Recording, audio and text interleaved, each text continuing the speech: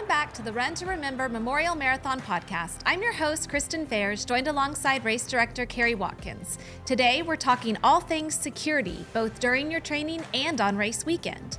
We'll introduce you to a marathoner in training now, and News 9's Lacie Lowry is here just off the anchor desk.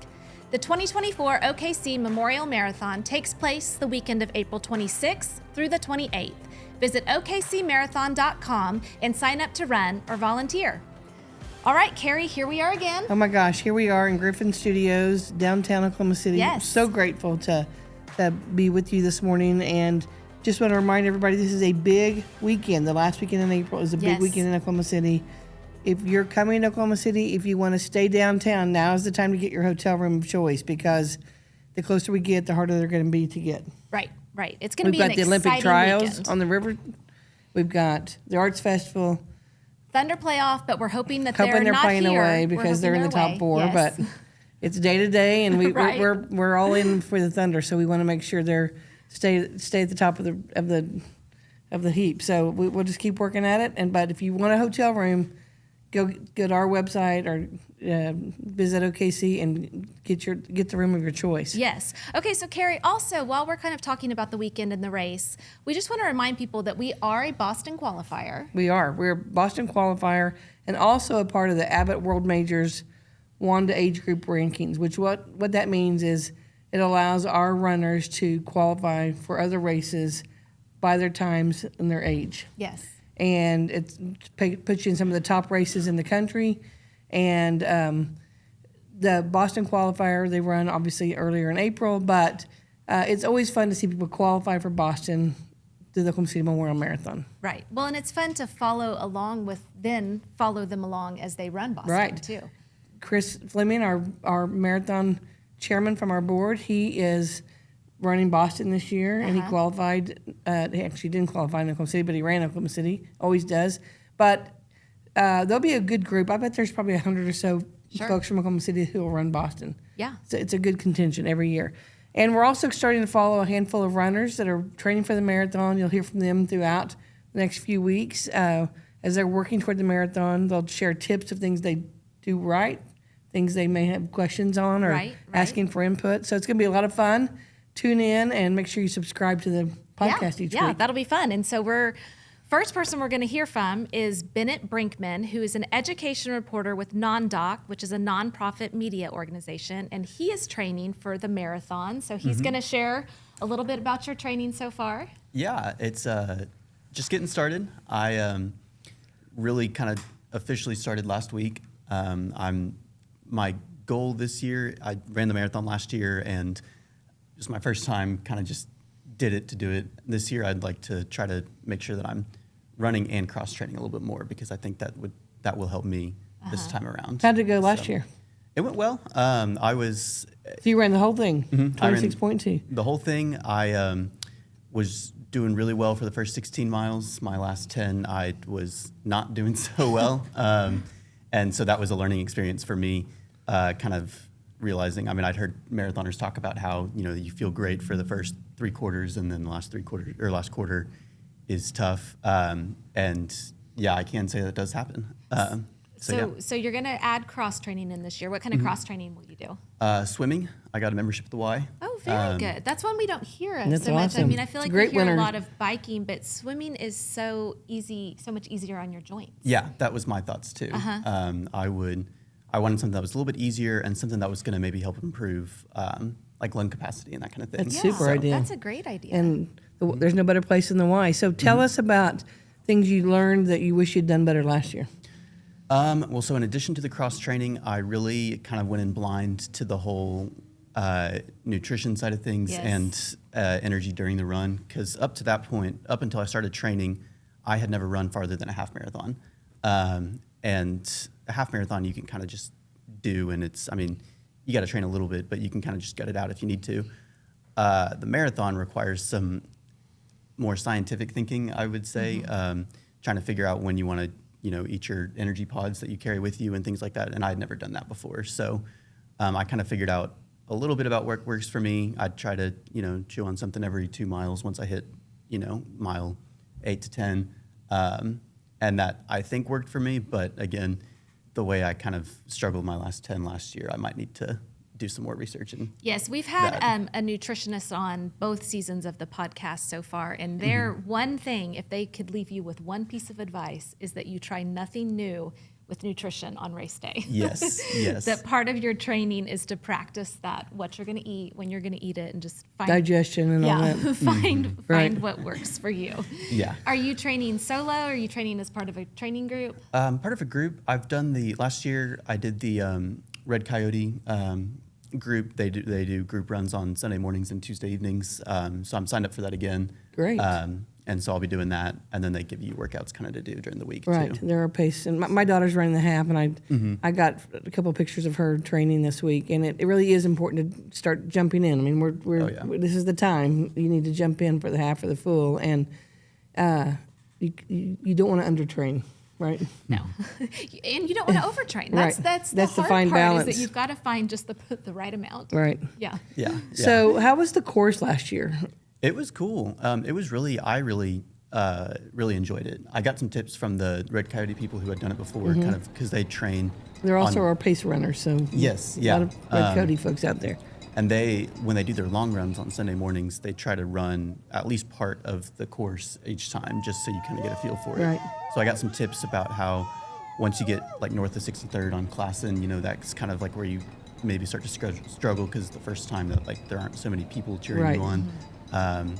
And I got tips from them on that, and so that kind of helped me be a little bit more mentally prepared. But overall, I really liked the course last year. What was your favorite part? Ooh, favorite part. Honestly, I really did like Gorilla Hill. Yeah. Good. It was fun. There were a lot of people there. That was the first time I saw my family there I was cheering going me to say, you on. probably knew some people there. Yeah. It's always fun when there's a whole lot of people and a whole lot of signs. I was going to ask you, so your family chased you around the course? And They did. They I saw me love at that. Gorilla Hill and on Northwest Grand. Okay. So Well, the one thing, we know there are two spots we're working on, class in between 63rd and Wilshire. We know that's a spot we need people, and 50th between Western and Classen. Those are the two spots and on the course, either the half or the full. We got to get some people out. So if you're listening to this and you want to put a cheer group somewhere, let us know, because those are two spots we could use some cheer zones to boost the runners on, because it's not typical. They're just they're not highly used streets, and anyway, that's why they're on the course, but it's also not a lot of houses there. So we're working on that for you. well, thank you. It was it was cool though, and I mean the signs are always my favorite part. Yeah. The best they're- part, the they're best fun. sign. I want to have the best sign contest. Oh, that's a good idea. So what made you decide to run OKC? So I've always been a runner. I ran through high school, ran just kind of on my own in college. And so I've always kind of had a goal of running a marathon. And growing up in Oklahoma City, I kind of always knew that was going to be the Oklahoma City Memorial Marathon. I mean, I grew up, visiting the memorial, hearing about just the bombing itself. I mean, my mom was a journalist for the Oklahoman at the time, and so she helped cover the aftermath and everything. And so, it's always felt Oklahoma City's always been a part of my identity, which means that the bombing and the memorial have always also kind of been a part of my identity. And so I always knew I was going to be running. Well, thanks the for marathon at some running. point. Last week, Bennett was part of a journalism panel at the Memorial Museum talking about trustworthy and journalism and why that's so important. And he made the mistake of telling me he's running the marathon, which is why he's here today. No, actually, we're really grateful and to see young kids come up and want to run the race, and that it's in your blood because of how much you love Oklahoma City. It really is the mission of the race. So we're running to remember. So thanks for jumping in and joining our mission, and we're so grateful to have you with us. Yeah, well, thanks for having me. It's really, I love the city and I love the race, and so it's fun to be a part of it. Good. Well, good. Well, we'll look forward to keeping up with your training and seeing you at the finish line. And thanks for your great Thank you. reporting. Thanks, Bennett. If you have run any of our races, you've probably seen our next guests at various points along the course on race weekend. Oklahoma City Police Captain Audrea George puts together a large team to keep our course and everyone safe. Captain George, welcome. Good morning. How are you? Welcome. Yes, thanks for coming. And the job that you do is a large one. That's an understatement. It is a large one, yes. It's a logistics blessing. I'm going to say nightmare. It's a blessing, but it is ironic that the very people who were some of the very first to arrive at the bombing are the same people who are protecting our site. And thank you for all the men and women who signed up to do that. It's not. I know you you recruit every year to do that. It's a busy weekend. There's a lot of people all over town. Tell us a bit what you do for marathon and why it's so important. Well, I started I was in charge of the marathon about 8 years ago. So I just got finished telling her on the very first one, we put so much work and time, and we're so determined to make it the safest event possible that on that morning I thought I was going to be sick, because it was just almost like a relief that I saw the accomplishments that from all the work that we had put in. And so every year it's the same feeling. We go out, we drive the course, hundreds, it seems like. We drive it so much because we want to make sure that we have everything covered. The race changes every year. The streets change every year. The city changes every year. The city changes. New businesses pop up. And so we're determined to make sure that we have every inch of that course covered, so it is the safest event possible for the citizens and for everybody coming in to participate in the race that weekend. And what are some of the other agencies that join you? Oklahoma City Police and Fire are there? We have police, fire, public works, all the large trucks that you see blocking the roadways, those at the start and finish line, that's our public works. And they're parks. there for a reason. They are there for a reason. We really want to focus on the areas where there are the most people, because that's typically where people think there's opportunities there. We take away those opportunities. And so we use Public Works, we use OUPD, Village, Nichols Hills, Oklahoma County. OHP kind of reached out and they're like, hey, we have IMSA. IMSA is amazing. Yeah. So yes, it takes a huge team to make this work, but then Homeland Security comes in and does trainings and work. We do, and we do a lot of exercises throughout the year to make sure that we are ready for whatever we need to be ready for. I think the one thing I always say this about security is, you see some of it and you don't see some of it. And that's the beauty of great security plan that she's put together, is there are layers upon layers. But for the runner or someone driving through town, and they pull up to an intersection and it's full of people, and there's a person there manning the intersection, either a police officer or a volunteer, what do you say to them? So, Course marshal may be there. Right. So this happens one time a year, and it's such a wonderful event, and I know people, sometimes are irritated because they're trying to get somewhere. But if you do come up to an intersection and there are barricades, do not move the barricades. They're there for a reason. We're keeping people safe. And then for the officer, they're doing their job. They're also keeping people safe. So, if just find a different route. So the route is posted. Just try to go around any of the streets that you see are being occupied by racers. Right. The route's posted on OKC Marathon. And it's also, if you're in a neighborhood, you receive a postcard that's required by the city, and you receive a postcard. We buy your address from a list between the parameters of the course, and everyone gets a postcard. I mean, I know we all get lots of mail. It is not junk mail. We don't even live on the course, and we get a postcard because we're close enough. We're close enough that we still get a postcard. So you're impacted by it. Right. Maybe your ins or outs. And so we buy a large list to make sure that everyone knows this race is going on. And you almost have to be under a rock not to know it's the last weekend of April. I mean, it is. We talk about it. It's all over the news, newspaper, social media. It's everywhere. And so for your folks, what's your biggest concern? So, we do our best when there's opportunities to work people through those areas, but our first and foremost goal is to keep everybody safe. So, if the officer's there, try not to yell at them.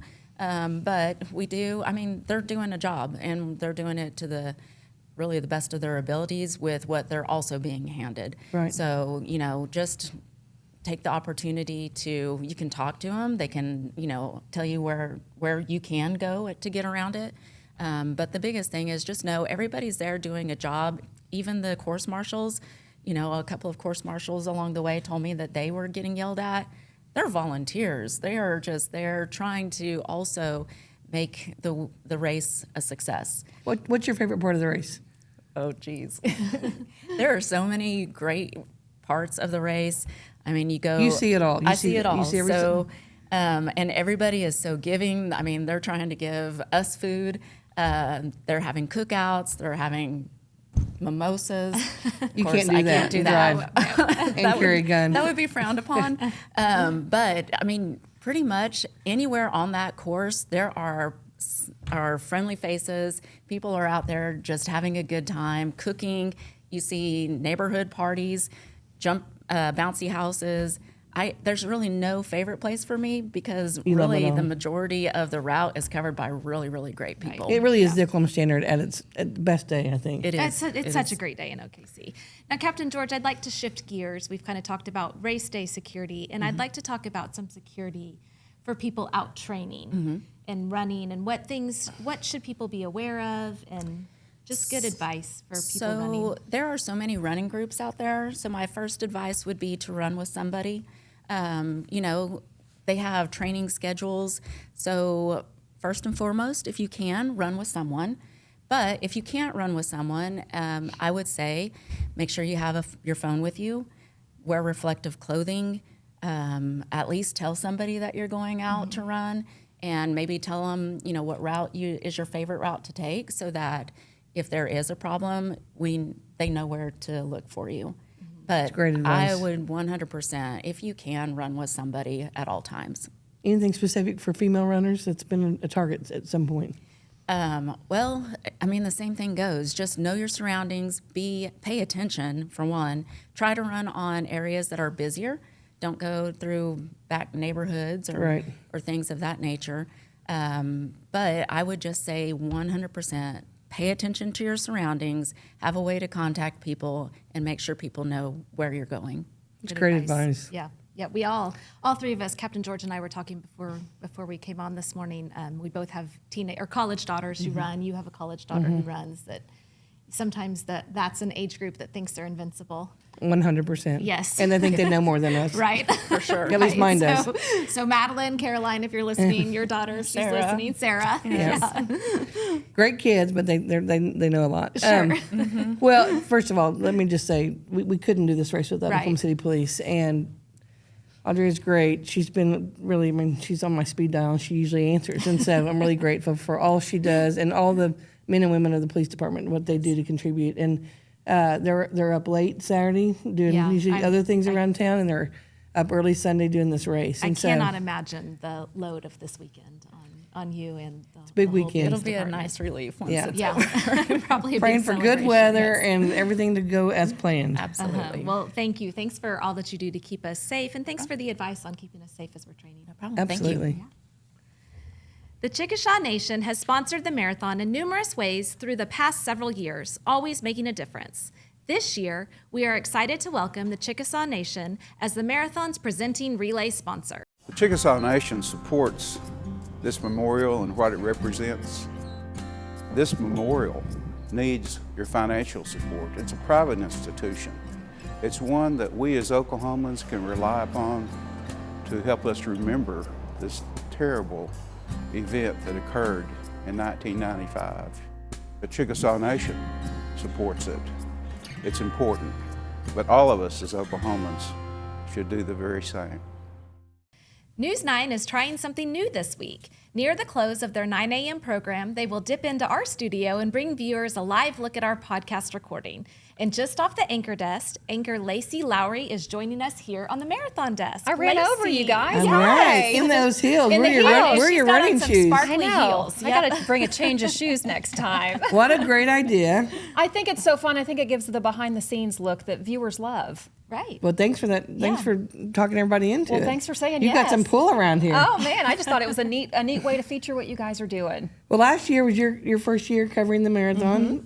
What tell us about it? It was so much fun. I was stationed at the starting line, and that is where all of the energy is. At least it seemed like it. You got how many people run in that marathon? I mean, 20,000 20,000. plus, Yeah, that's what yeah. I thought. And it sounded like it, and it felt like it.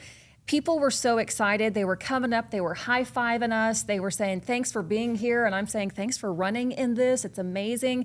It was so wonderful to just sit there and celebrate just life in our community, being downtown, running through the streets. It was a great morning.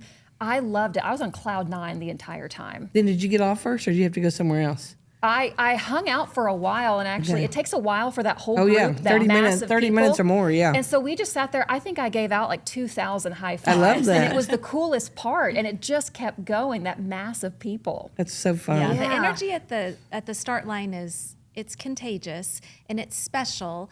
And then you have that moment of silence where you were talking about how it sounds like there's 20,000 people. But what's so amazing is when you have the moment of silence, you could hear a pin drop. Absolutely. And there's 20,000 people there. Yes, the absolute respect that everybody had for why we run down there. And Carrie, whenever we first started that broadcast, that was my first time, and I kind of asked, what's the vibe, because we're talking about this tragic event that happened, and you said, but today is about celebrating life and celebrating each other. And that helped me kind of navigate the emotions of being out there, why we're doing it, the inspiration, and really the mindset. And that helps so much because it is about celebrating each other. That's really what it's about, and that's how the founders founded it. When Chet and David and Thomas all said, this is our idea. This is, it's about running, and it's a journey, but it's also about celebrating life. And so amongst those 20,000 plus are family members, survivors, first responders. And it's good for them to have a day where they can just have fun and celebrate the lives that we choose to remember. And for those survivors who have had a 29-year journey, it's important for them. And for those first responders who've had to figure out how to deal with their emotions and move forward. I mean, all of those folks have different hurdles to overcome. And to see them out there on race morning, there is nothing like it for me. It was so great. I was so honored to be a part of it. Can't wait to do it again. Will you be back at the start line this year? I think so. I'm going to throw it out there and say yes, and hopefully I'm just going to manifest manifest this thing. it. Well, I think you we're kind worked of this going with out. the same plans, Yeah. right? It was wonderful, though. I was out there with my cohort, Robin Marsh, and it was so neat to see people stop by. At one point, the governor swung by, and we just kind of pulled him up into our live shot. I don't know if we were supposed to do that or not, but just kind of talked to him about the feeling down there. It was moments before he's got his the challenge start. out there. Yes, so and we talked about that. He swears he's going to have a better team this year, so it's going to be harder to beat him. And so We'll see. the challenge is on. We'll see. He's thrown it down. Yeah. He threw it down last year, That's too. right. That's right. So what's your challenge to runners or someone who's trying to decide if they're going to run or walk or get out there? What would you say to them now that you've seen it? I think there's something for everyone, every single level of experience or inexperience. Everyone is so welcome and encouraged to participate. And it's truly a visual, tangible way to remember what happened. You say, what can I do? What can I do? This is what you can do. You can remember and you can run in honor of a life that might not be here anymore. Right. And I think seeing kids, seeing adults, seeing young, old, all levels of experience, that's what really opened my eyes to it, was this is an event for everyone, for all of Oklahoma. And if you don't want to do the exercise part, go volunteer. Go volunteer. Go pass out high fives. Right. That was such a fun thing to sit there and do, cheering people on, saying, you got this, you can do it. Just be a part of it in whatever way that means for you and whatever time commitment that means for you. There is truly something for everyone. Not even on race day. You can volunteer ahead of time, too, for the pre-planning portion of it. Correct. Well, thank you so much for all your excitement and your energy and the input you bring to the start line. It was very fun last year to have you guys there. And we're looking forward to another great weekend. You need to keep working on the other Lacie and Dave on the good weather, and we got to have some good weather. The good weather. I really love how you guys have different spots throughout the course that we can go live from and interview folks along the path, and then the neighbors and the community that come out and support the runners as they pass by. When you get through this year, I'm going to put you in my car and bring you to the finish line, because that is as equally as powerful, just in a different way. In a different way. I would love that. Yeah. Thanks that'd for be having great. me. Thank you so Lacie. much. You bet. Can't wait. Thank you so much. You. All right, Carrie. That's a wrap, except I got some really good news. Oh, good. I'm going to surprise you. Oh, is it? Okay. You don't Go know ahead. this, No, but I don't. we have done our best. We've talked about the new app. Delete the old app. Download the new app. The new app sponsored or powered by MidFirst Bank. It All is. right. We're working with the tracking company So we think the problems have been solved. Okay. And of course, we won't know till race weekend, but it looks great. Here's a picture of it, what it looks like when you know you'll have the right app downloaded. Be sure to delete your old one. Search for OKC Marathon in the Apple App Store or Google Play to get the newest one and the most tracking-friendly app we have ever released. And we're so grateful to MidFirst Bank for their help in making this happen. Go to okcmarathon.com/app for more information. Good. Well, So there you go. Okay, that is great, exciting news. I was And trying to surprise you. You did surprise me. I did not know that. Yeah. Yep, So that's very exciting. hopefully news. you can get that. There's training maps on there. There's the course maps. You can track your senior run, your kid run.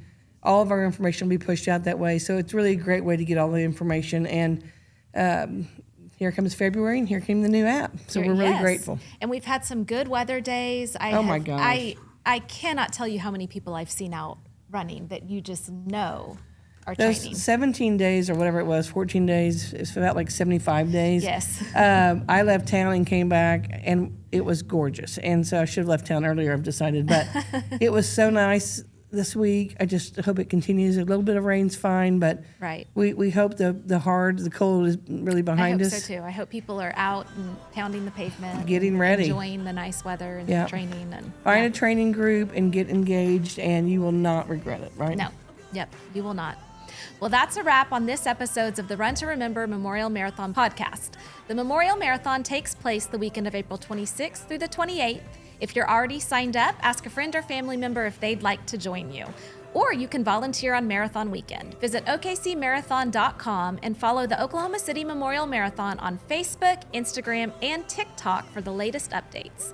This is your host, Kristen Fairs. Let's Marathon.